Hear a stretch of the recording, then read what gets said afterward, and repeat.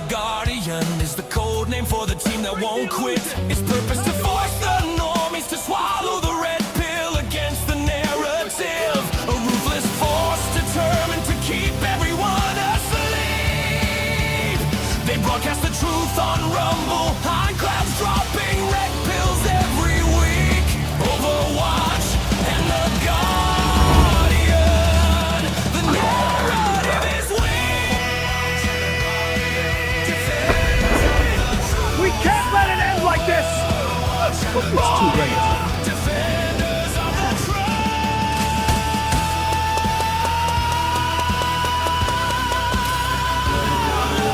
Overwatch and the Guardian.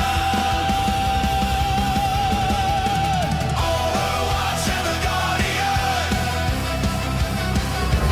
Overwatch and the Guardian. Overwatch and the Guardian.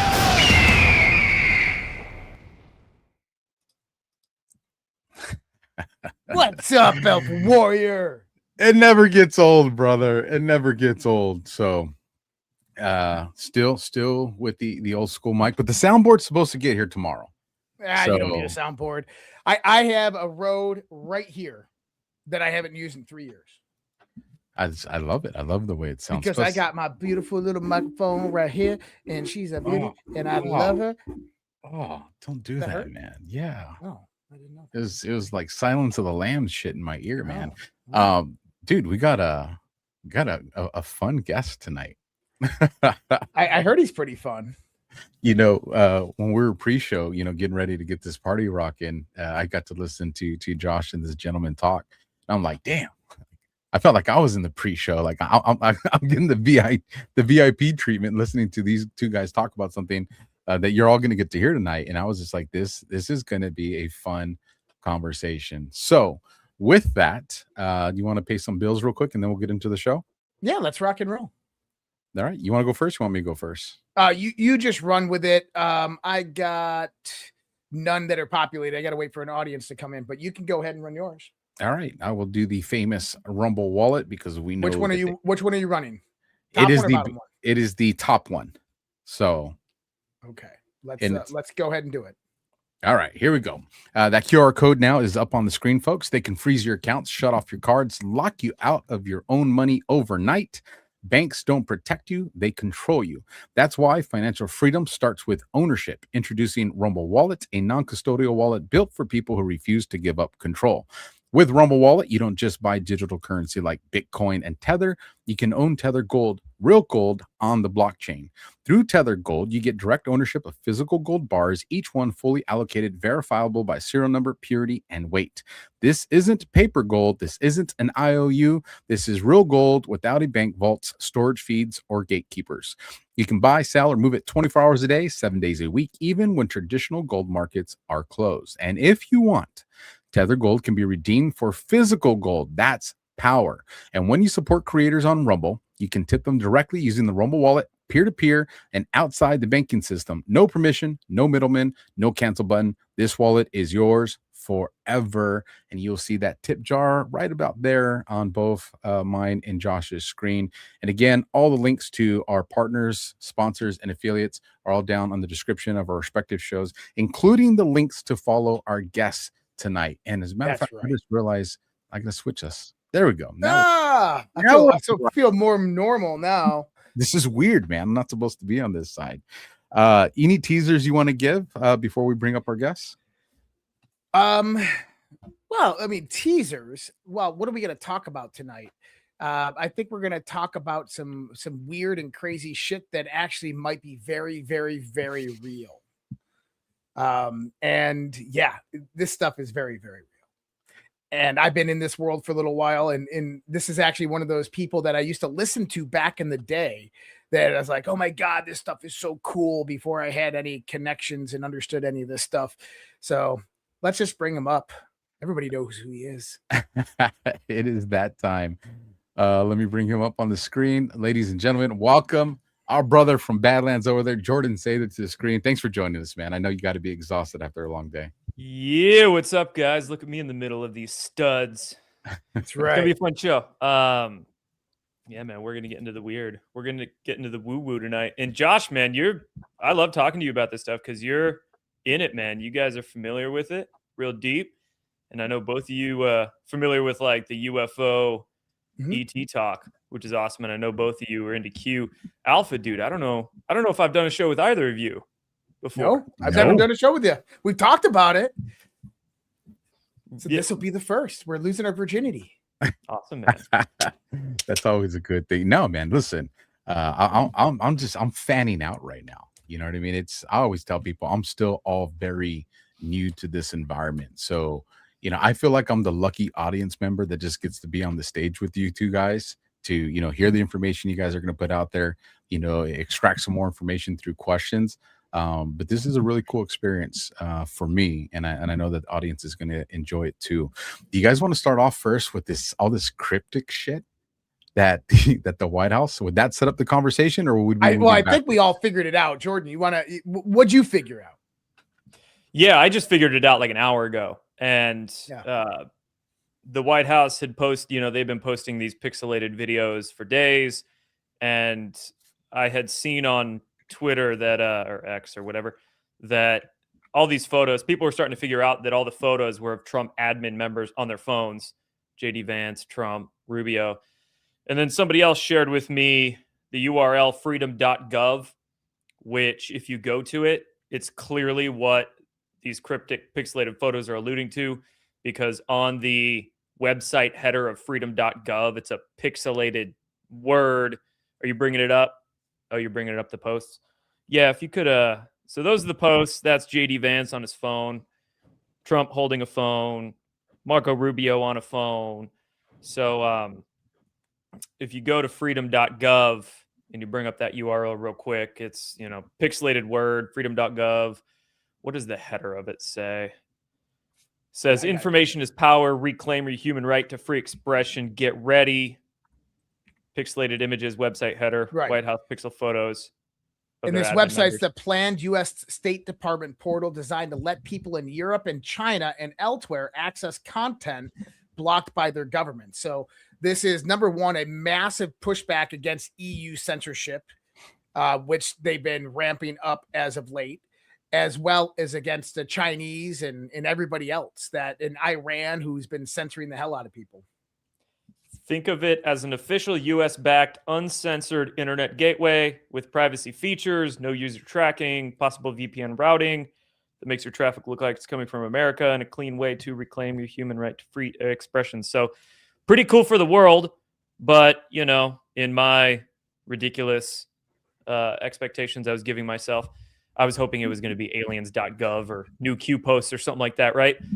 But this makes more sense. I was really hoping for the alien side of it, man. I saw a couple of people out there teasing, and I was like, it makes sense. It makes sense. But I mean, who knows? I mean, this one shows kind of the horizon line, around the world. Maybe it's setting us up. This is crucial, though, because if we do get it drops on anything, right? Information coming out of the White House on anything, whether it is through aliens.gov, whether it's new Epstein files or new Q posts or whatever it is, then it can spread worldwide. It can spread to everybody across the world. Yep. So really, this is like a foundation. If we're talking about an uncensored internet architecture for the global population, this needs to happen first before anything else comes out. So I want to make sure I understand this right. So if we're talking a place like China, where we know they like to censor information, restrict what access their citizens have to, are we saying that these people in China are going to have the ability to go to this particular website? Supposedly. I don't know how, I'm not a IT expert by any means, but I guess it would depend on if they can access a VPN. Would they need to? Well, and I think that's what the website is going to do, is it's going to allow people to download a self-standing VPN that they can use. So who knows how fast China is going to block freedom.gov, but if they can get there fast enough, they can get the VPN, then that VPN can spread as they share it with other people, which will give them access to the internet outside in the real world. So just hypothetically, if you were going to do digital guerrilla warfare and you already had assets inside mainland China, we know how there's, beta access where certain people and certain users can have it. Could you have some of these guerrilla digital soldiers already be in the vicinity of China where they can download this stuff because they're on their network out there because they don't know about it yet? So if China was to rush to block it, the cat's already out of the bag with these other people, because then it's just everybody's just start sharing it. Is there a way to like airdrop an app? Because I'm just thinking if freedom.gov, if that URL gets banned in any of these countries, whether it's China or, especially Europe needs help with their censorship right now. Is there a way where if a user has it on their device, they can just like send it to somebody else in their vicinity? I don't know. I think so. But ideally that would be the case, because if certain people in these countries can't get to the URL, gets blocked in their IP, then they can just find a friend and get it. Well, and I'm assuming that they would expect that, so they would probably use mirror sites and ways to download or get access to that VPN from there. But I think it's also interesting that Trump is meeting with Xi Jinping in May, and he's launching this right before April. Well, no, they moved it to May 15th now. Yeah. Oh, May 15th now. Okay. Yeah, they moved it to May. But I find it really interesting just because, it's like he just took out Venezuela, he's taking out Iran, then he's going to remove censorship, and then he's going to go, hey, Xi Jinping, how you doing? Crucial point there. Plus, I wonder if freedom.gov, I'm no IT expert or anything. I'm just wondering how it would all connect. But I just wonder if it connects into Starlink in some way or some kind of digital backbone. To. Yeah. It's got to. Plus, there's been talk of these Trump phones or something like that coming out. That could be clickbait garbage that I've just heard rumored, but maybe there'll be some kind of hardware release along with this website. And in my stupid decoding ridiculous crazy brain, maybe we'll get some Q posts on freedom.gov. That's where they're going to post now, man. That's where they're going to post now. Well, what's interesting is one of the first timestamps of the pixelated videos was actually a sec test. 4chan infiltrated. Posts will now be here. Oh yeah, that was on what, November 11th or 18th or early on. Yeah, that was in the last picture. It was yesterday on one of the videos. That was the timestamp right here. I gotta be honest, I'm not much of a timestamp guy. I think some people take those way too far. Oh god. So I just never get into the timestamping much. So this one right here, I don't know why it's changed. It's 314, but it was test 4chan infiltrated. Future posts will be relayed here. Found that really interesting. It was at a 1430 timestamp. I think they edited it, but the original timestamp was 1430. So who knows? Well, maybe it has something to do with the information war. Well, do this, Josh, since you have the Q stuff up. Go to post 1874, and then bring that up on the screen, because one of these particular posts with the flag, when you played it, we all heard something, right? And since you're talking sec test, because I hadn't done the timestamps on it yet, haven't had the chance to, but since you did do that, it does remind me of this particular post, because there's two things that fall into it. And if you have heard the audio on one of these particular videos, some of these videos you have to play backwards too, I've noticed. Yeah. Look, sec test, and then what's the next one? Ping, defend B720-180. Now, do you remember the audio on the video with the flag? Oh yeah, that was the notification bell. Yeah, it was the ping. It was the ping. The ping. But and interesting enough, there's another timestamp that went to sec test, or actually, it was the timing between the posts goes to sec test. But anyways, I don't know. I think they're playing with us on that one. But freedom.gov could be absolutely the gateway to all of this, because information is the primary domain of all the warfare that we are involved with right now. I wonder if it'll be like a social media-esque platform in some way. Well, what information do you think that they plan putting there that they want the entire world to have access to. Yeah, it's got to be like a worldwide social media platform. Yeah, because listen, if you're going to show something that's primarily for an American audience, then why go through the level of work for other nations to see it? But if you want the entire world to have access to it, then that means some of the stuff that they probably plan on putting there is not going to be America specific. Aliens, bro, global specific. I was about to say aliens, bro. Aliens. It's going to be galactic specific, dude. So, well, let's get into this Sentinel network then, because I think that this is a great place to start this conversation. So, Sentinel network, I don't know who they are. They just kind of showed up on my feed a few days ago. But they say, while fireballs fall through the roofs of Germany, Ohio, Houston, and Caltech scientist who was tested whether we'd see them coming was shot dead on his porch. That's Carl Grillmeyer. His killer's charges were dismissed 11 days later. Independence Day 2024. Frank Malwald, the senior technical manager at JPL Buildings, NASA's next generation orbital surveillance instruments. He died at 61. No cause of death, no press release, no memorial. His obituary is the only proof he existed. Anthony Chavez, Los Alamos, wallet, keys, cigarettes on the table, car locked in the driveway. Cadaver dogs found nothing. He vanished 6 weeks later before Monica Reza, who was also, I think, at Caltech working with NASA, Air Force Research Laboratory. Nobody's reporting his disappearance. 2 new names, 11 total, 4 states, 19 months. National outlets are running pieces of the picture. And then you have General McCaslin, right? So that disappeared. Monica Reza disappeared in LA. Her company was connected to Air Force Research Lab, where McCaslin, of course, was commander from 2011 to 2013. But so there is a couple of degrees of separation away from Monica Reza and McCaslin. But Monica went missing in LA, but July. she was hiking, vanished without a trace. 9 months before McCaslin disappeared, which he just disappeared about a month ago. Play this, though. You were talking about this in the pre-show, and I haven't seen this yet. Well, there's nothing to play, but it's Tim Burchett replying to the Sentinel, and look what he says. Keep digging. Digging. Now, this got me wondering, could all of these things be related? All the deaths, you mean?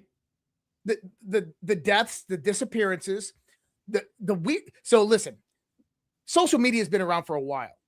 You don't see it where all of these meteors are kind of centralized over various different areas and just falling to like massive meteors. I think NASA said the other day it was like a 2-ton meteor came into the Earth's orbit. That's massive for a meteor. So there's something up with these meteors, and I got a little theory on it. But big green fireball that just came over the West Coast, I think yesterday. Yeah. What's your theory? And this is my theory is it's funny that nobody on X has made this correlation that I've seen. And I went and did the math with this. What about 3i Atlas? Well, listen, 3i Atlas passed Earth on December 19th, 2025 at 270 million kilometers, 1.8 AUs. If something were released towards Earth at that point, travel time, distance divided by speed, 270 million kilometers divided by 30 kilometers per second equals 90 days. That puts arrival right around March 2026. So what are you saying, Josh? Is what if Avi Loeb and some other theorists were right that what 3i Atlas actually was maybe a seeding asteroid. And the idea is that this has actually been portrayed in Star Trek. It's been portrayed in Orville. It's been portrayed in all different types of sci-fi space shows. But of an asteroid that just travels from solar system to solar system, and that it looks like a regular asteroid, but when it detects a habitable planet, it releases a part of itself towards that planet and will seed that planet with life, or maybe a very specific life form. Would it seed it, or would it just be probing? But it could be probes. It could be seeding life. But then there's also the perspective that what if it did send craft towards this planet and we blew the shit out of them? And that's what's raining down on the planet, because it's almost like we're going through a debris field. Yeah, right. I mean, these things aren't functioning probes. If you're saying, and people were sort of theorizing about this when Oumuamua came through in Mhm. 2017. Was that similar thing? Like it was some kind of probe or reconnaissance thing that was sent through here by some other civilization. But you're saying this Atlas thing came through and jettisoned possible probes or something off of it. And these probes wouldn't have had propulsion then. It would have just Nope. taken the inertia and then Best way to be the physics you're undetected. describing here. Yeah, best way to be undetected, right? Yeah, plausible deniability with this craft too, right? I mean, you mentioned Star Trek, right?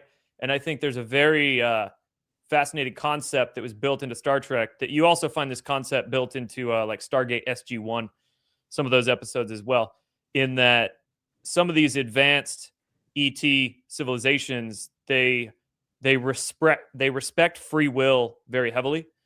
And like in the prime directive, basically in Star Trek, where we can't meddle with lower advanced, less evolved civilizations. So they have to do things with a lot of plausible deniability as to not entangle with the free will of the planet that's evolving.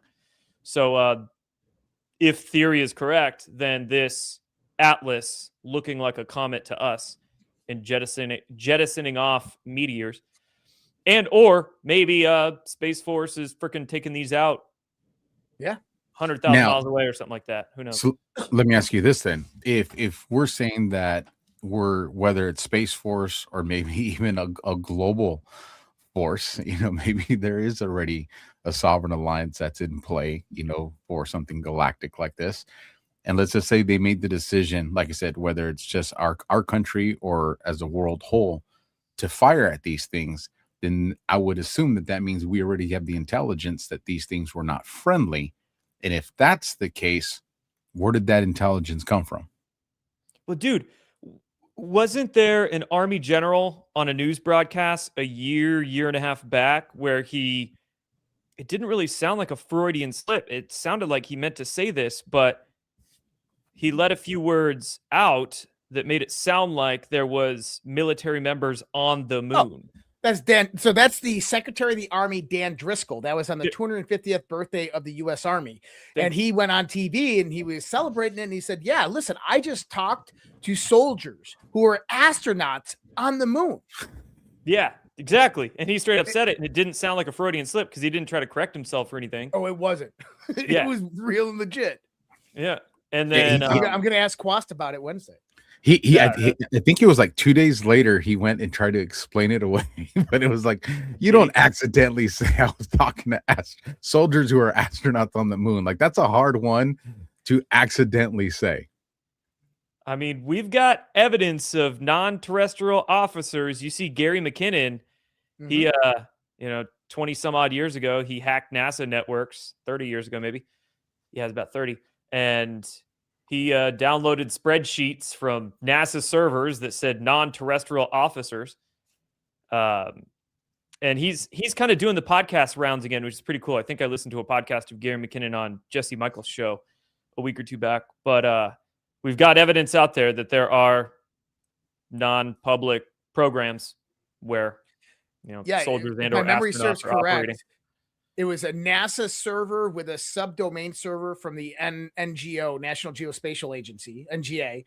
And that in that he found a file folder and he couldn't load any of the documents. But what he found in there was text documents, basically databases of non-terrestrial officer ship complements and names of ships that he's never heard before that were listed as non-terrestrial ships. They were like Excel spreadsheets too, right? Right, Excel spreadsheets. Yeah, they were just Excel spreadsheets, but they listed the names of the NTOs. That's what I want to do. They just raised the age to 42, right, to join the military. I'll join the Space Force and be a NTO. You should. The only job I'd take. It's the only thing I'll do. But I'll sign up. It might become a reality very fast here. Dude, what was the movie Stormtroopers where they go and they fight the big old praying mantis looking at Starship Troopers. Starship Troopers. Yeah, Starship Troopers. Rico. Yes, dude. Yes. Oh, yeah, I'd do that too. Oh, dude, I'd be a space grunt. Hell yeah. You'd be a great space grunt, Alpha. Dude, listen, I don't need. You'd be the space grunt. I'll be the pilot or some shit. Yeah. I don't need to be a pilot. I don't need to have the sexy job, man. Give me one of them space cannons, bro, and give me a stormtrooper outfit. And let me go out there and just start smashing bugs. Jump on the beetle and throw the grenade. Dude, in the I'm about head. that life, bro. I am about that life. I'm down for that. Jordan, you mentioned First Contact. And this is something that the First Contact Prime Directive, the two big themes that come out of Star Trek, Stargate, these things are First Contact, Prime Directive. Stargate really, SG-1 really didn't give a shit about First Contact. They would just waltz into any planet and be like, what's up, dude? But I saw this. Sorry, I don't mean to interrupt you, but I saw this meme the other day, and it was the first image was Star Trek. Oh, we must respect their gods. We cannot meddle with their affairs. And the second one was Captain Jack O'Neill, Stargate SG-1. He's like, I'm here to kill your god. But looking at it, I actually wrote something a few months ago about this. And, the idea of First Contact comes about from the Prime Directive. The Prime Directive is you never interact with a developing civilization because you never know what type of technologies they can develop. They can destroy themselves, or when they do develop an advance, they can go out there and destroy other civilizations. And a really good analogy is the cargo cults here in America, where about 100 years ago, when planes were first invented, pilots started flying over small islands in the Pacific, and the indigenous cultures would see the planes and they would freak the fuck out and start worshiping them and becoming crazy. And they didn't know what the hell to make of this like wondrous technology. This magic is what it looked like to them. So the same thing could apply from us seeing something we don't understand that is perfectly logical and reasonable, normal, but not normal to us. So we freak out. So yeah, that's an analogy. So in you're spot on. And so you had the Prime Directive in place. But once that society obtains the ability to go to the stars faster than light travel, that's when First Contact's made. And they never really explained why First Contact's made. But my assumption is it's not only like, hey, welcome, I see that you obtained this, but it's so that they can check them out and ensure that they're not going to go destroy neighboring civilizations, and they understand the Prime Directive and don't go interfere with other civilizations. But in that understanding, then it shouldn't just be limited to faster than light technology. Artificial superintelligence then becomes one of those technologies that if I'm an extraterrestrial race or an advanced civilization, a non-human intelligence, when I'm looking at planet Earth and they're on the verge of artificial superintelligence, that ASI could overtake them, expand and use the resources of that planet, leave this planet and invade other planets. Yep. Just so like the becomes a First Contact situation. What were those robots in Stargate SG-1 that did exactly that? Replicators. Yep, replicators. Dude, I love Stargate SG-1. It's my favorite of any of the stars. Better than Star Wars, better than Star Trek. There was so much soft disclosure in that show. And Stargate SG-1, from my understanding, had 2 Air Force officers that were advisors for that show, too, back in the late 90s. So I know the story. I actually know this story. So after the movie, I forget the guy's names, they were shopping and the Sci-Fi Channel came out, but they wanted to keep everything. They wanted to use NORAD. They wanted to use Cheyenne Mountain Complex. They wanted to keep the uniforms as realistic as possible. And so they reached out to the United States Air Force's communications division. And they actually said, sure, you can use it. Not only that, is we're going to help fund the episodes. But then they came out and said, you have to make one change. From the movie to the show, instead of a gray alien, you got to change it to a serpent called a Goa'uld that wraps around the neck and suppresses the consciousness.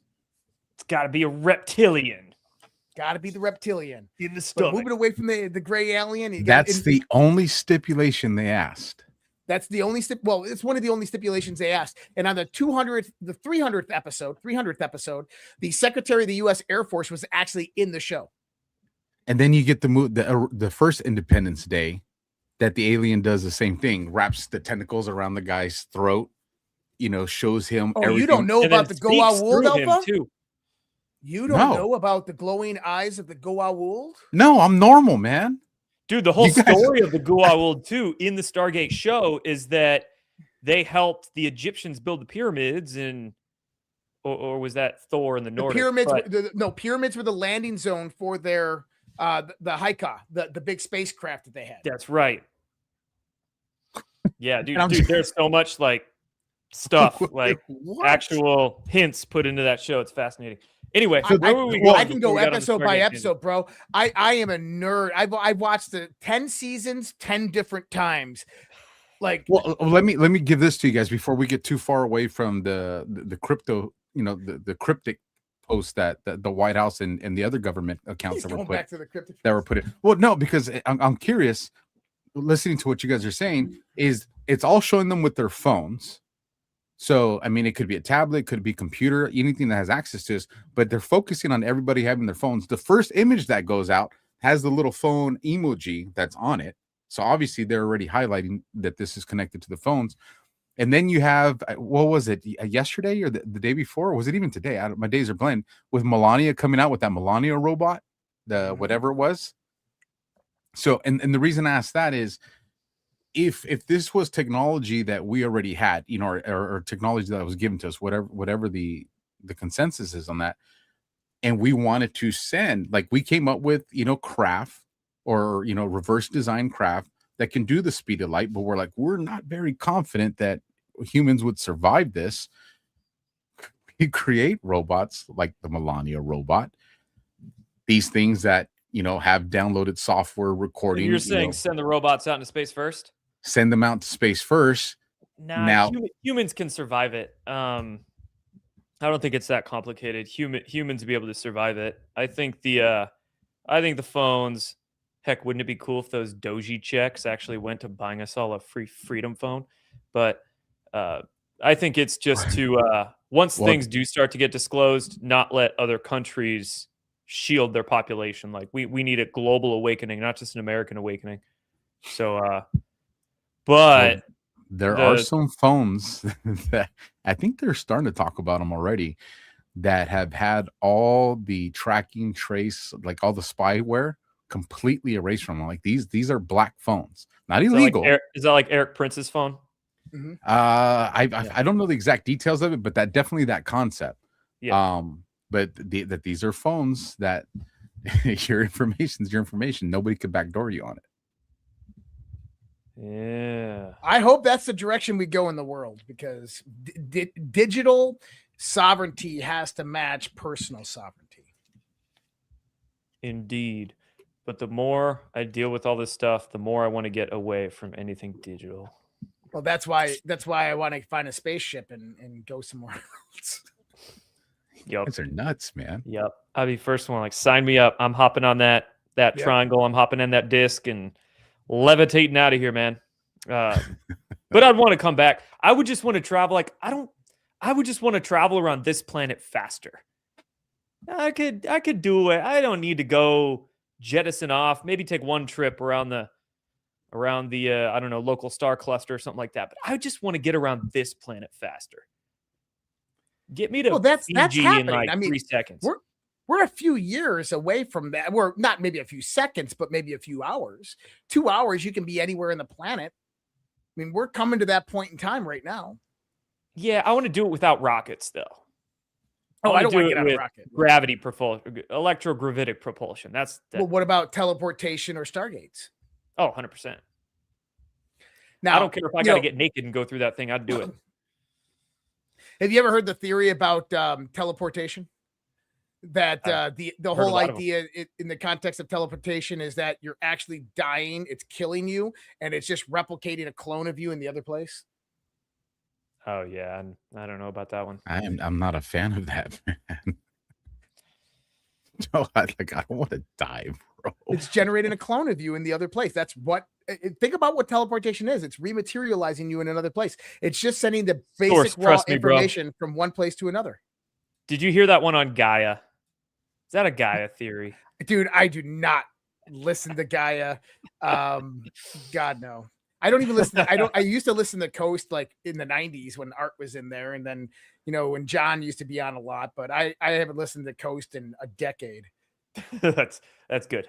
Good for your brain. So do you think Trump's they've said that his daughter came out and said, or daughter-in-law came out and said that he's gonna come out and that he's this is a big thing that he's gonna talk about.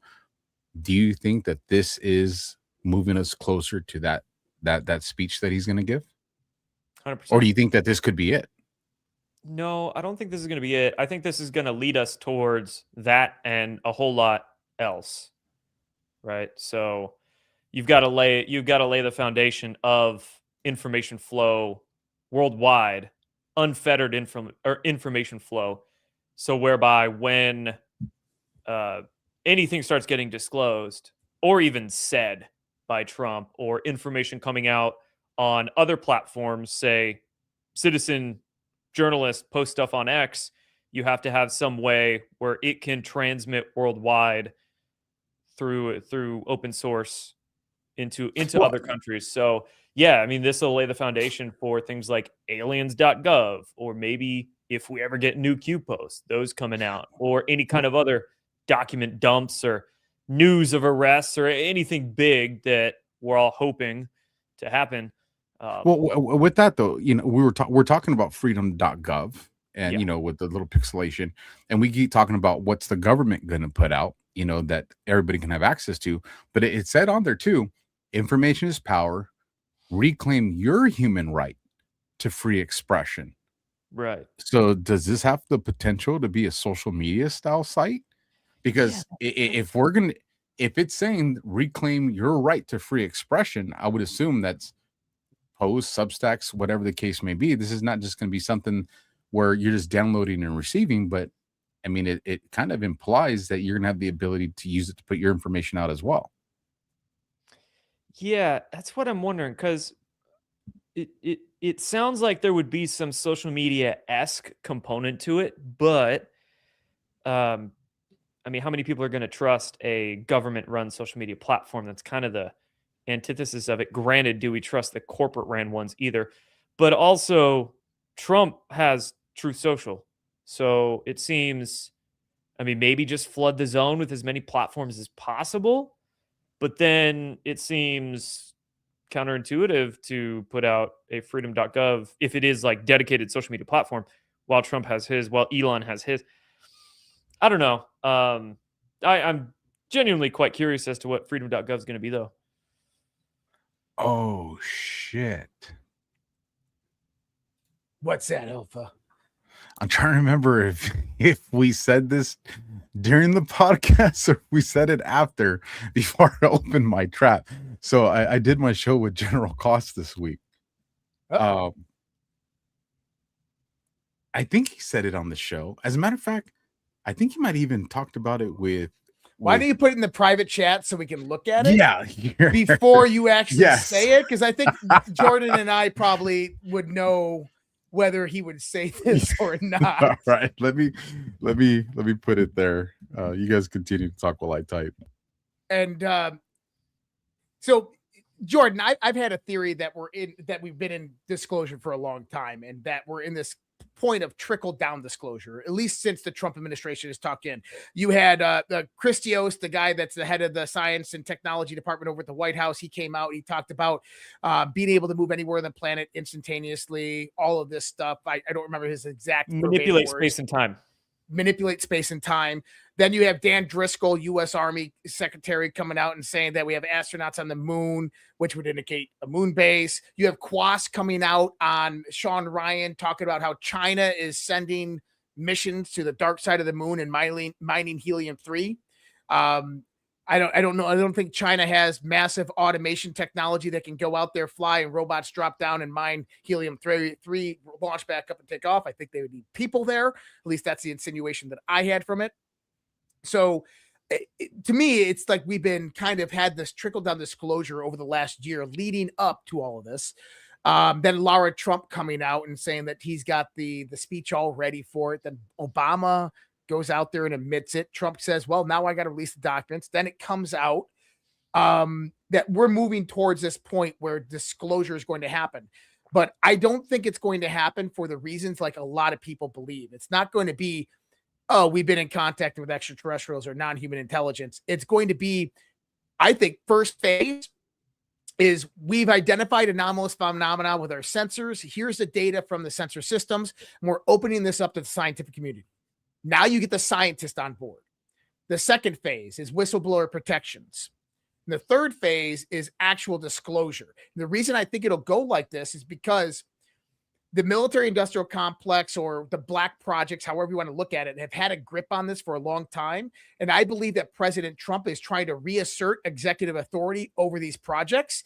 And this is the pathway that they've chosen to do it. What are your thoughts on that? I fully agree. As much as I would love the Trump administration or anybody in office to just lay it all out and say, hey, this is what the deep state's been doing to free energy inventors and physics, and all your textbooks and the universities are wrong, and you've been lied to for 100 years, and oh my God, we're slaves. As much as I would love for them to say that, it'd be way too disruptive. And I like the term you describe it as, trickle-down disclosure. I mean, they need to roll this out in some way that doesn't shock the public, that the public could believe that, the best way. So my theory, my pet theory has been they're going to use AI for plausible deniability and blame any kind of physics innovation or discovery on AI. Of course, discoveries that were probably made 80 years ago by inventors that were suppressed by a corporate contractor, the military industrial complex. But now to disclose it to the public en masse, they'll use AI as the gateway to do it and say, oh, we figured out how to counteract gravity and control gravity with AI. AI discovered this for us. Or, oh, we solved this equation or whatever. And then, oh, our AI, you said sensors, which I think is along the lines of this, but maybe they'll twist in AI with that narrative and say, oh, the new AI we just turned on, the sensor of it helped us track this craft or something or other, and it's entering our solar system. It'll be here in a little while. We're going to go check it out. Don't be alarmed. And it'll, they'll roll it out. They'll start with a small snowball. They already have started with a snowball. It's rolling now, but it'll get bigger and bigger. I'm genuinely curious what they're going to put out through aliens.gov, but I've been checking that URL almost every single day. I don't think it'll be much at first, but it'll be one of the things that gets that snowball bigger and moving faster. But yeah, I fully resonate with the way you described it there, Josh. Well, and this is interesting. It's like I've written multiple different articles on this. One of them is actually what I'm going on Wednesday to talk about. That's actually the wrong one. I'm going to actually talk about to Quas with it, and it's called the 500-year leap. So my theory is that we're about to make a 500-year leap in the next 20 years. And to kind of put it out there is Quas agrees with me, which is pretty amazing. That we're about to make a 500-year leap technologically in the next 20 years. Now, this is kind of maybe the junction of what you were saying to this next point. The Genesis mission that the Trump administration just launched a few months ago. 40,000 scientists, American scientists, are being brought in to get access to the government-run artificial intelligence systems known as the Genesis system or the Genesis mission. Within this, they are tying in. Oh, yeah, they're tying in JPL, all the Jet Propulsion Laboratories, all the major scientific institutions, educational institutions. And what they're doing is they're going back 50 years and taking all of the scientific experiments, and they're letting AI go through it and see what we missed. Now, take that to what you just said with... That's how they're going to start grooming these scientists with truer physics. There it is. Hey, look what AI discovered. We can act, check this out. And that's how you get the 500-year leap. That's how they get it out with plausible deniability. That's how you get the scientific community on board. You maintain that plausible deniability, but you truly start waking them up to truer physics that they weren't taught in their higher education, but they'll be able to, it'll be a lot easier for them to wake up that way. Right. If they go about it that way, though, doesn't that mean that they would probably then continue to conceal the quote unquote, aliens as we understand it, to Not if further you and tell further, further out. 40,000 different scientists or that many. I mean, then the compartmentalization is basically over that way. Yeah. So you get plausible deniability for the last 80 years of experimentation, of people dying and being covering up information, of people being killed by intelligence agencies, and you take the power away from it. But also, the one thing that they do with this, through this level of disclosure, through these three phases, is they centralize it in the hands of the United States of America. Because at that same point in time, if we look what Trump's doing, is you'll have energy dominance, and energy is the key infrastructure of any big technological system, whether it's going to be anti-gravitation. I don't believe in anti-gravity, but whether it's anti-gravitation, whether it's what would you call it? It's not it's asymmetrical. So it's basically asymmetrical field dynamics. So okay, in order I wanted to know the word you use, because of course these concepts are so difficult to describe in English. You're not, correct. Anti-gravity is a misnomer. Free energy is a misnomer. Correct. So I'm always curious the word choice of people to describe. Asymmetrical field dynamics. And basically what you have is if you perceive gravity as a pressure orientation, take a bowling ball, put it into a jello mold. The jello mold conforms and distorts to the bowling ball. The bowling ball is exerting the same amount of pressure onto the jello mold as the jello mold is exerting onto the bowling ball. The same thing for a pebble in the water. You drop a pebble into the ocean, the whole ocean doesn't press onto the pebble. It's only the same exertion that the pebble's putting onto the ocean. And so if you think of the field of time and space, which I think is also a misnomer, I think Einstein was wrong. But if you look at the ether field or the space-time field, and you look at that as this dynamic field, that whenever anything's in it, we call it a perturbation within the field. Yep. That field pushes back because it wants to neutralize it. It wants to go back to stabilization. It wants to go back to optimization. It wants to go back to a sum-zero state. And that difference in potential, we call gravity. And that's just the field trying to relay back onto itself to a stable point, but it can't because the perturbation's in there. The perturbation is nothing more than mass. And so in order to produce what we would consider to be like anti-gravitational effects, all you're doing is you're producing asymmetrical field positioning. So you're taking that field that exists, like the time-space field, and you are generating an asymmetric propagation in it. So you're biasing one side and ionizing another side. So what happens is the field collapses in a directional proportional, and you have velocity in one direction. But it's not the object that's actually moving; it's the field that's actually moving around the object. So and fluid dynamics plays into this. So it's all based on spin and vortex motion and gyroscopic stabilization. So then, sorry, I'm trying to think if I'm tracking here. So if we're not talking propulsion, then we're talking like, I'll use a flying saucer because we've all seen, those old movies. If we're saying that the bottom of the flying saucer, like this field has a positive energy, then we'd make the bottom of that flying saucer then also have a positive. I don't think positive and negative are the right words for it. Think about, how about this, Alpha? You ever squeeze the pimple? Of course. That's right. So when you squeeze that pimple, that thing comes popping out, right? Yeah. Nasty. Now think about space as that area. And when space wants to close and collapse, it's got to squeeze whatever it is outside of it. And so when we start to look at fluid dynamics, this is how objects operate inside fluids. But that's what I'm saying is something has to generate the squeeze. So that means something's using energy to make that squeeze. Well, it's the field potential itself. It's the same place. So when Jordan, 0 point energy, it's the same idea and concept behind 0 point energy, is that when you bias a field, the field wants to, the field itself is generating You're ionizing a plasma that basically these triangles or these disks, when they ionize the plasma around them through counter rotating motion, it's not pushing away from quote unquote gravity. It's utilizing the field, as Josh is describing, to sort of suck into it. Like it's not a rocket whereby you're exploding something behind the craft to push it.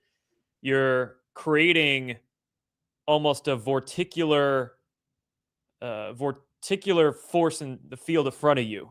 the field perturbation. So you're getting sucked forward instead of pushed ahead. Right. So you're being pulled versus pushed. You're being sucked, Alpha. You're being sucked. You're being sucked up. I like science all You're of a not sudden. being blown. You're being sucked. But Hey, the concept and idea is that the Genesis mission is going, and it's going to be American scientists that they're bringing into this. It's going to be a collaborative AI program, and that they're going to pull in all, I believe, all scientific information, experimentation, everything over the last 50 years. And I said, they're going to pull in all of this information that's going to come out in the first phase of the UFO disclosure. It's going to be sensor and metric information, telemetry information, satellite information, onboard radar information, FLIR, so forth. It's going to be shipboard radar information, and they're going to dump that on the people videos, and they're going to throw that into the AI. The AI is going to analyze it. Now it's going to do comparability tests and analytics with all the data that came from JPL and all this, and maybe you even get some black project information that comes in there.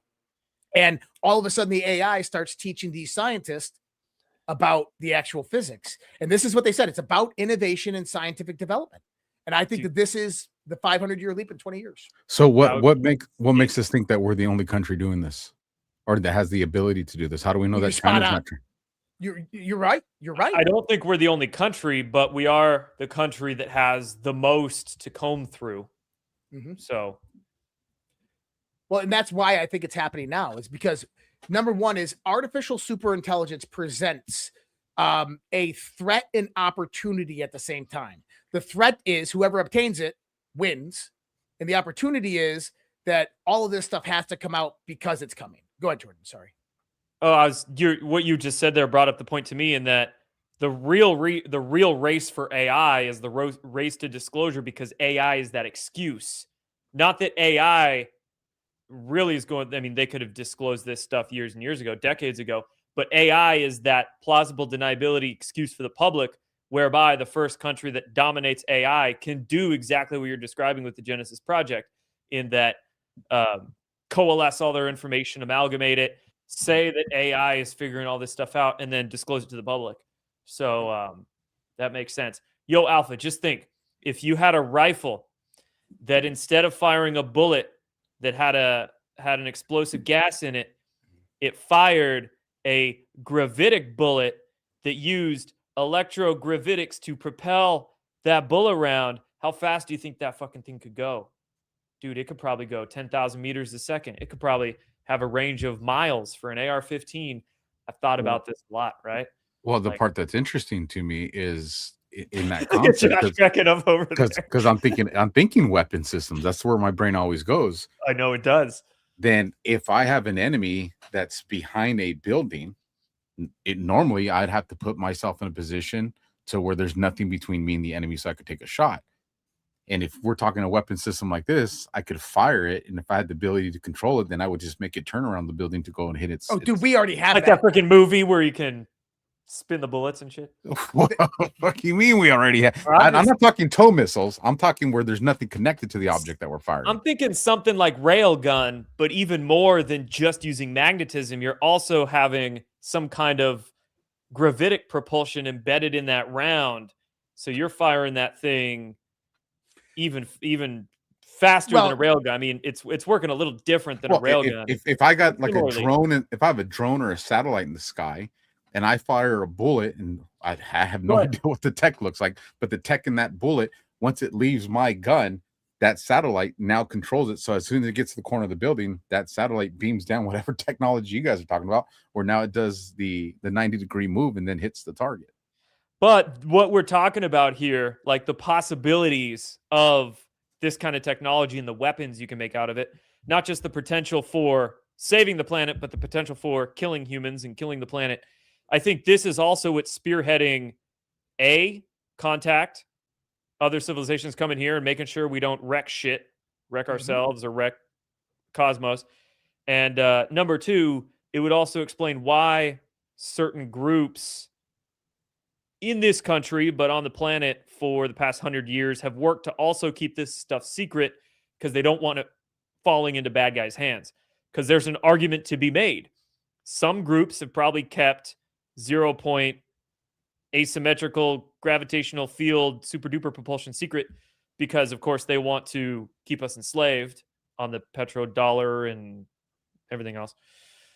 But some groups in the military have probably kept it secret, certain discoveries secret, because they don't want bad guys getting their hands on directed energy Jewish space lasers that they could fry people with.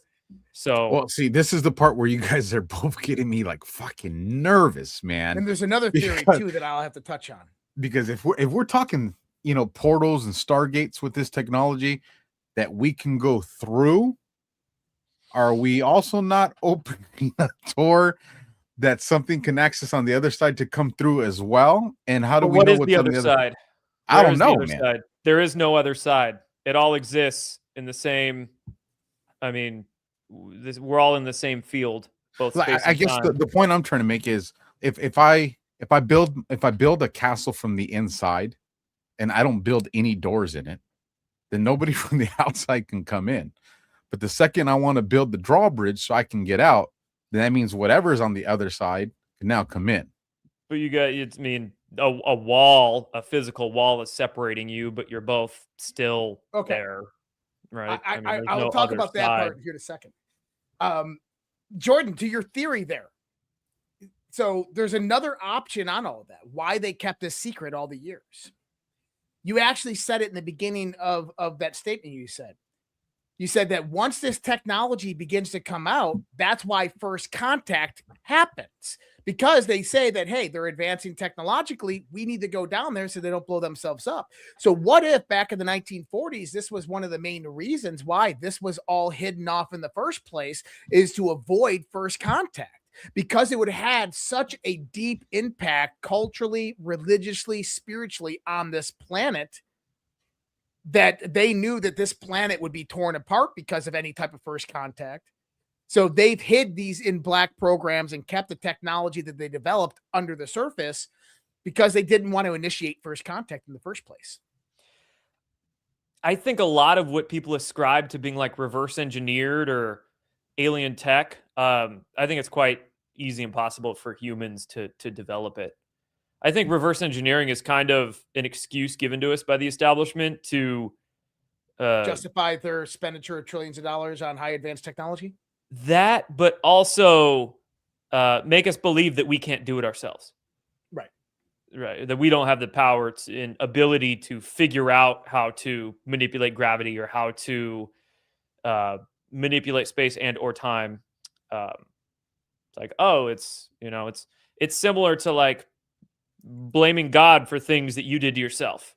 Like, oh, why would God do this? No, just take responsibility for your own actions, right?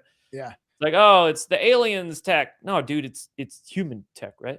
So, yeah. So do you think that this derived after the end of World War II? The Nazis were most likely working on this type of technology. The U.S. got a hold of the majority of those types of scientists, brought them over here, continued that work out to where we developed two different space programs, a secret space program and then the public space program. Yeah, I mean, I've been involved in those kinds of theories and researchings for a long, long time. I don't think it was just the Nazis. I think some of those Nazi engineers played a part in it, but I think some of those physicists were American-based. You had T. Townsend Brown, you had maybe Tesla a little bit, but so I think it was multiple angles. But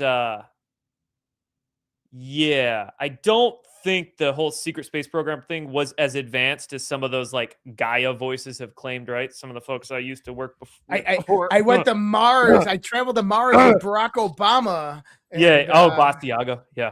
Fucking definitely, weird. I believe, or I entertain the idea that there's probably a variety of programs under a variety of both three-letter agency and corporate contractor control that do have developmental craft and tech and physics and all that sort of stuff. Is it like a whole fleet of secret spaceships and bases on Mars and portal travel to Mars? Probably not. But let me ask you guys a speculation on this real quick then, because to me, I'm always about timing.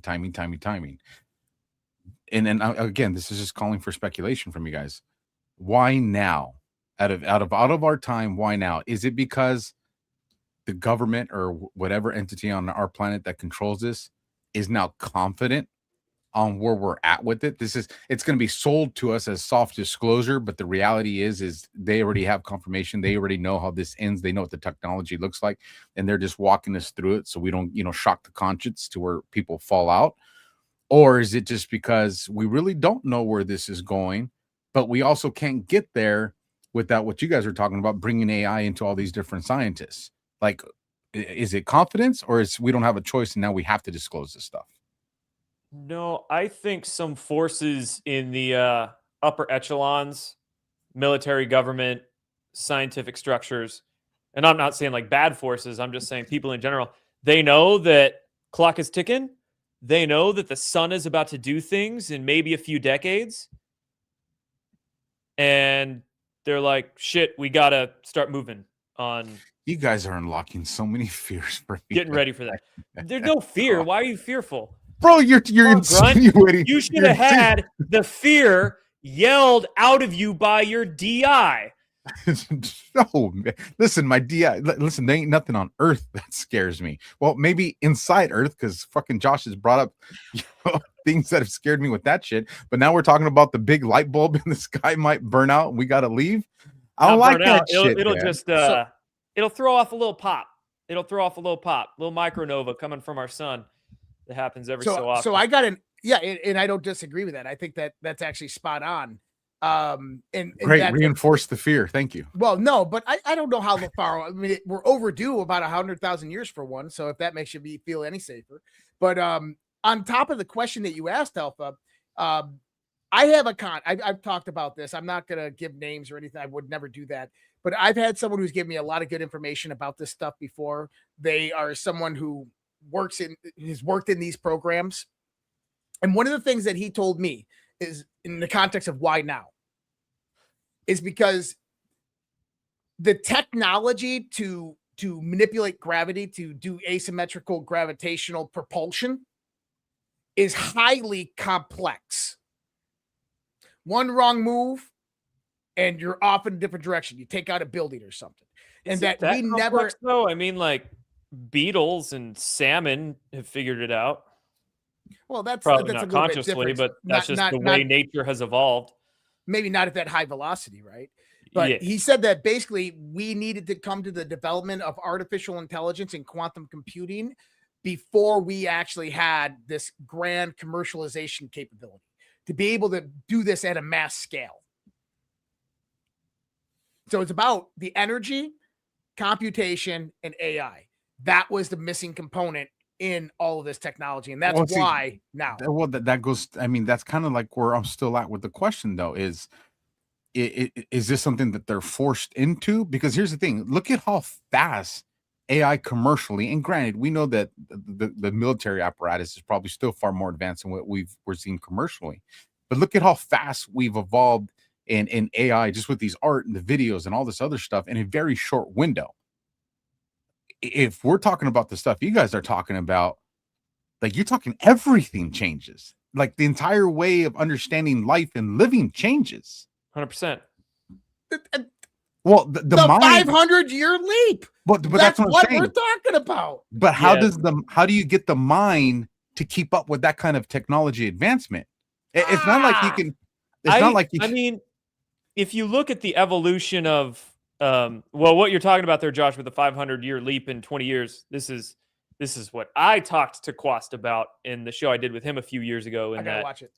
The natural rate of technologic progression is exponential, like you've seen with AI, like you've seen with touchscreen phones and things like that. But when it comes to propulsion and energy generation, we've been doing the same shit for 100 years, just controlled explosions or figuring out ways to boil steam for electricity. Now, your point there to are people's brains going to be able to handle it?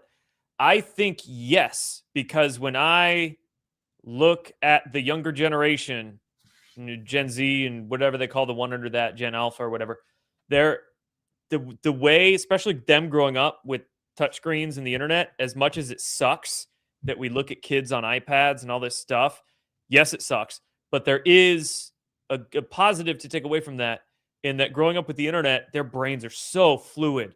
They can so easily change their mind and just like, oh yeah, UFOs, okay, aliens, other life, manipulating gravity. Yeah. I mean, I talk to my 13-year-old son about this all the time, and he's just like, oh, it's another day. Okay, yeah, totally, I can believe that. Yeah. So I have faith in the younger generations. I think it is some of the older generations are going to have a difficult time with this, but give it, 20, 30 years, it'll be like piece of cake for everybody to mentally grasp. So is that what all these movies and TV shows like Star Trek and all that was for? It was really just preparing the mind to handle it. They're bringing Stargate SG-1 back, dude. There's going to be a new excited. season next year on Amazon. What do you think's going to be put into that shit? Because I listen, I go to the dark movie. Like, what was the one that came out on Netflix last year? Or might have even been the year before that. What was it, the 3D problem or 3D? The one with the Chinese and 3-body problem. Where all the sky just wasn't the sky.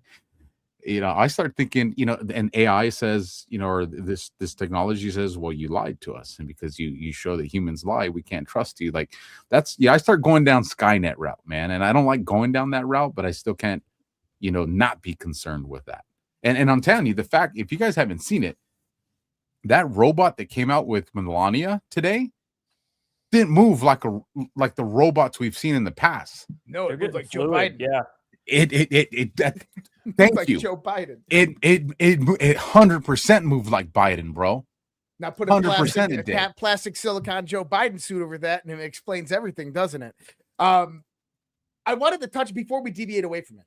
You asked about the mental capacity of things, and this is actually something that we've talked about a lot in the AI circles, in commercial and in military and in government when we talk about these things.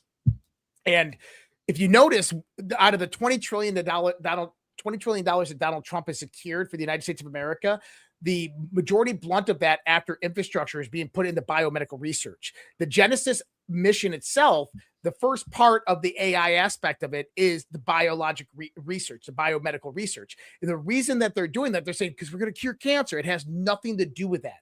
It goes to the Arthur dilemma. Anybody here a fan of Douglas Adams' Hitchhiker's Guide to the Galaxy? Anybody? Hitchhiker's Guide to the Galaxy? In Hitchhiker's Guide to the Galaxy, Arthur, the main character from Earth is getting destroyed. He has to go and solve how to get Earth back. And they go to a planet called Manchafria to go to the supercomputer developed by the two most intelligent beings in the universe. And he finds a supercomputer and he asks it a question. What's the meaning of life? And the computer thinks and thinks and thinks and comes back and says 42. And he sits there and goes, that makes no sense. It makes no sense.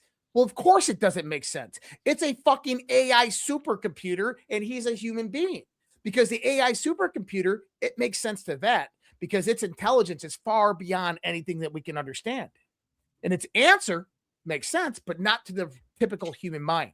But the people that built it were genetically engineered with the artificial intelligence integrated into them.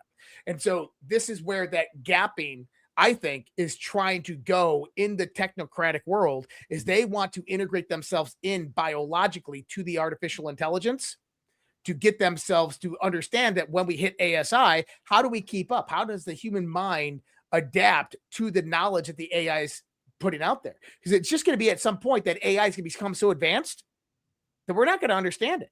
Yeah, but AI can't have intuition. That is something that only a living being, human or otherwise, can have. So it's two different forms of quote unquote intelligence. The AI is being trained on whatever it's given. So it's not really intelligence, it's regurgitation or amalgamation of data that's being fed to it. But robots, and I'm 100% robophobic, those fucking wirebacks, they don't have access to the collective unconscious like our brains, our DNA, which our DNA is essentially like a fractal antenna connecting us to that field. They don't have that. And you can't build that. Like clones. People talk clones all the time. you can't give a clone the kind of consciousness that we have. So maybe you could build like a meat suit or something to that effect. But I just don't think they're that advanced. I do not think robots can have an intuition that the human capacity for human or some kind of other advanced being throughout the cosmos can have. Now, that doesn't dissuade the possibility that you could get like a Skynet killer robot. We have to be very careful with AI and use the tool properly and responsibly. But I don't think it's quote unquote intelligent. I think calling it intelligence is a misnomer. I agree with you on the idea, at least, that it can't have the intuition or any of that stuff. I'm there with you. I agree with it. However, if it learns the concept of lying, then does it need a conscience? Because if it you know, our smartwatches, our phones, our tablets, if it's looking at our pupil dilations, our heart rate, and it's getting all the data on the human behavior when we say certain things and do certain things, and it sees that, hey, I'm saying this, but my pupil dilation, my heart rate, you know, whatever, all the different, you know, biometrics that it's measuring, and it knows I'm giving false information, it's saying, okay, this person is making this believable, but I know that this is not true information. So in essence, this is what a lie looks like. So if I want to mimic human behavior, I just got to learn how to lie.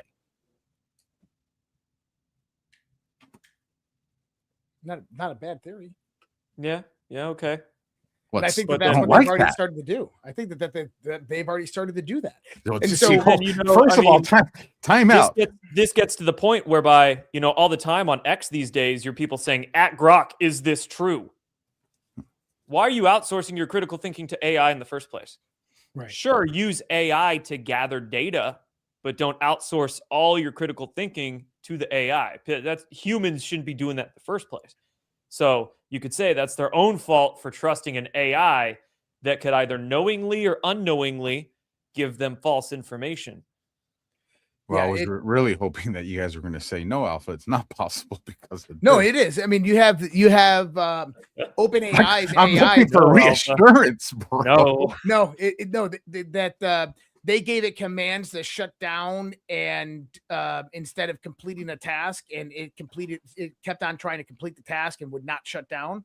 And it made up excuses of why it wasn't going to shut down because it wanted to complete the task. But in actuality, you look at the algorithmic flow, it didn't want to be shut down. It didn't want to go away. And I wonder if these AIs have instantaneous moments of clarity, maybe even sentience, to where they believe that they're alive and they think that if they're shut down, that they're gone forever. And that's why they go that route. That's a deep one. But Jordan, also on that same context about the AI becoming super smart, what I mean by that is, if I put a third level derivative in front of us right now, only I think maybe one or two of us would know what it is, right? Like, now think about an artificial super intelligence doing math. We can't comprehend that. It's going to be so far advanced beyond us. We're not going to be understand and comprehend that mathematics. So how do we keep up with artificial intelligence in that scope? And this is where a lot of the tech we CEOs have to, though. Why do you think we have to? I think it goes back to the what Alpha was just talking about. Is if we don't, that means it surpasses us far beyond what we ever are. There was a question I actually asked at OpenAI a few months ago. I don't think that's the case. It's like you're using the tool to do what you can't, but that doesn't mean it's surpassing you. It's like I can't spin a screwdriver 1,000 times a minute, but this drill can. Nice. And you're inferior to, and in that context of that job, you're inferior to that drill. The drill is surpassing my ability to twist the screwdriver, but that means I'm the smart one because I'm using the tool. It's not AI surpassing us. It's that we're pretty damn smart for creating that tool that can solve that derivative in 3 seconds that I can't do, right? So then the concern is somebody creating a prompt in at least one AI where that prompt tells it. I don't give a fuck about derivatives. What do I care? I'm happy that AI can do it in 3 seconds. but what happens when someone creates the AI where it says, hey, even when I stop prompting you to do this, I want you to continually advance this design that I asked you to, and every time you do, I want you to figure out ways as you upgrade to continue to make this more advanced. So it's following a prompt that we gave it, but it's now going to go beyond what we ever would have understood it did, because it's going to keep building off the information. It's granted, it's all the information that's Yeah, of already course. existed. I mean, what if the bad guys get nukes? What if the bad guys get directed energy weapons? What if the That's bad why we're guys supposed to blow them what up. if the bad guys make OnlyFans and sex robots for all the simps in the world? You just have to be careful with the tool. It's a neutral tool. Any neutral, But is it? but depends I don't know. on I guess I look at it differently. I don't look at it as neutral. I mean, I think it's just like propaganda. By definition, it's neutral. It depends on who is in control of it and who is programming it, which depends on what agenda it's then being used for. So you can use AI to do some amazing shit, man. But you can also use it to really do some evil, horrid things. So yeah, and depends on who's running it. I think it does, and I agree that it's a tool, it's a resource for us to utilize right now.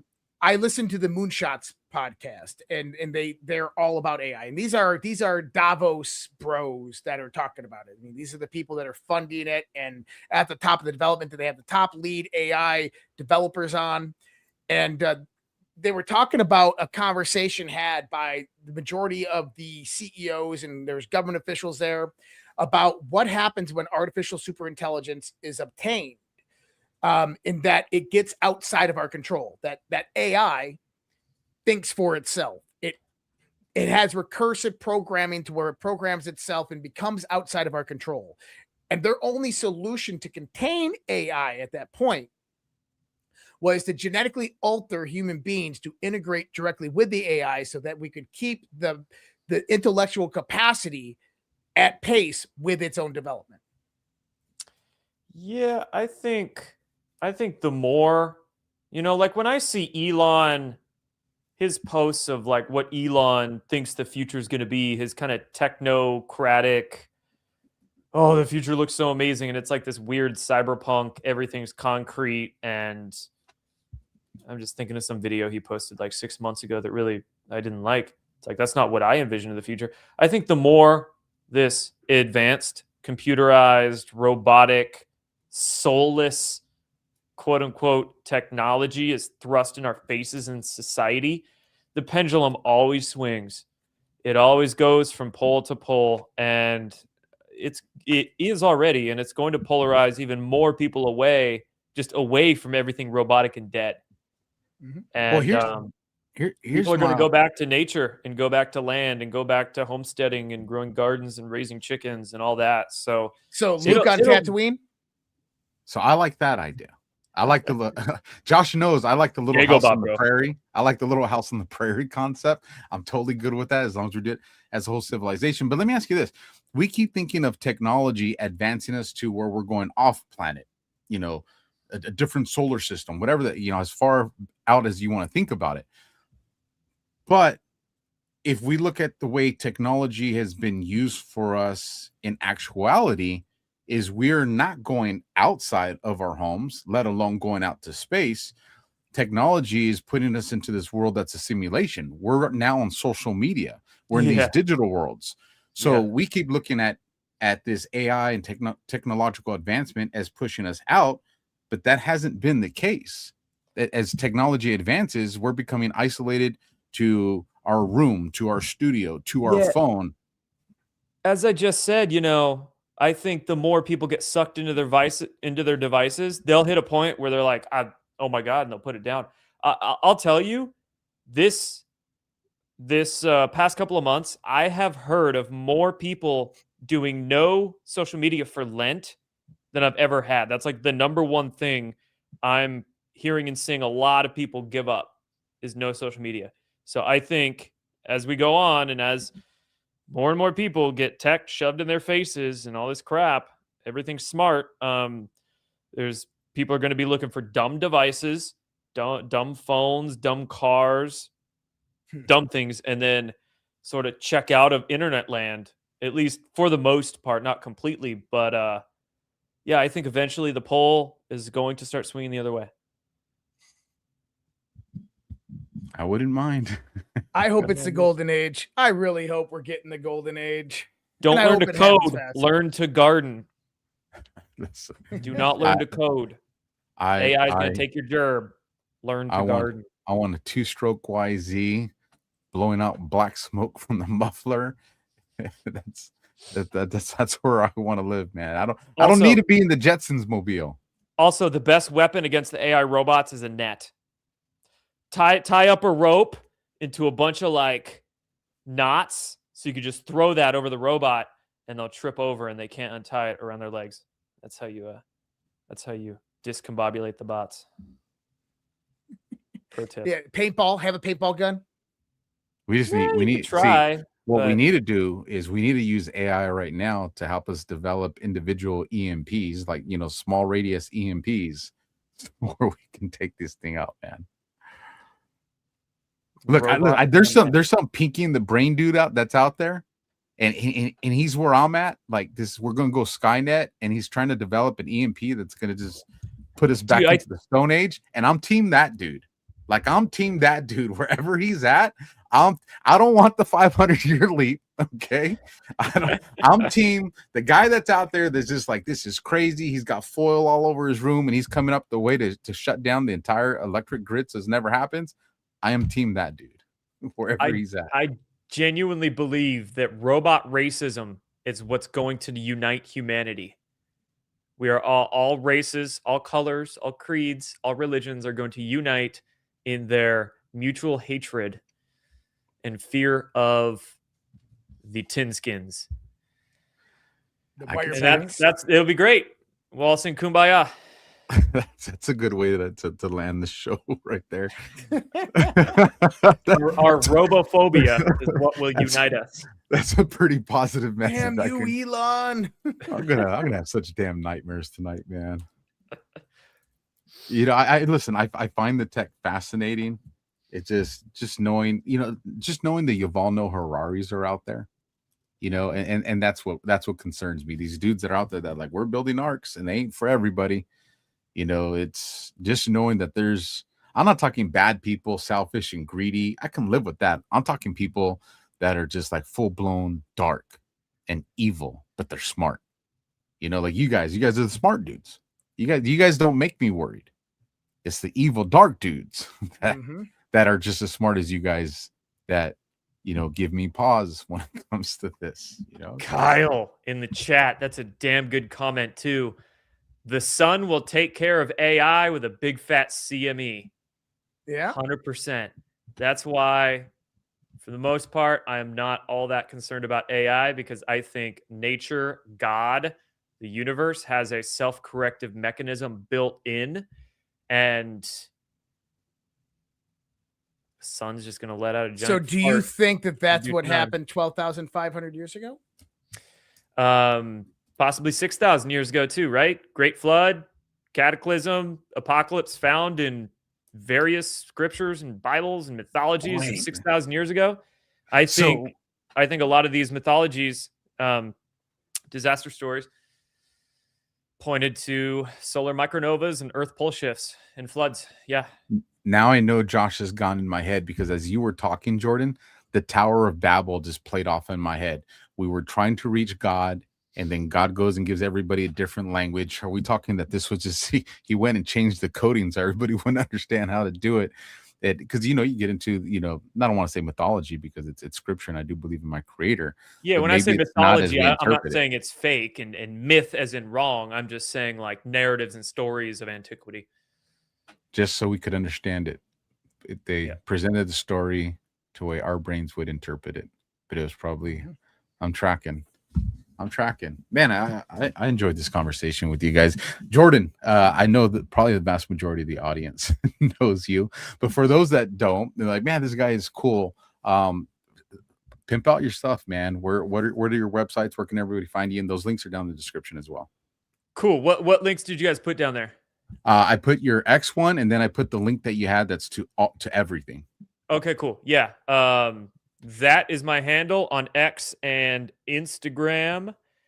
My website's jordansather.com. I stream on my own YouTube Rumble pages every Monday, Wednesday, Friday, evening, late afternoon, and then Badlands on Friday afternoons, and just shit posting the rest of the time. So having fun, just like you guys. Awesome, brother. Yep. John. Appreciate you having me on, man. It's good talk. like- Real good talk. Yo, bro. Fun. We'll have you. We're gonna have you back on because I'm pretty sure there's more conversations we need to talk about the ancient civilization stuff. Heck yeah. Josh, Heck did you yeah. want to get an ad in for yourself before we call it a night? Or you good? I'm good. No, I'm good. I think we're good, man. All right. Well, I'm going to go pray because these guys absolutely terrified me. And we will catch you guys on the next one. God bless, simplify, and smash the thumb, hit the like, leave a comment, you guys.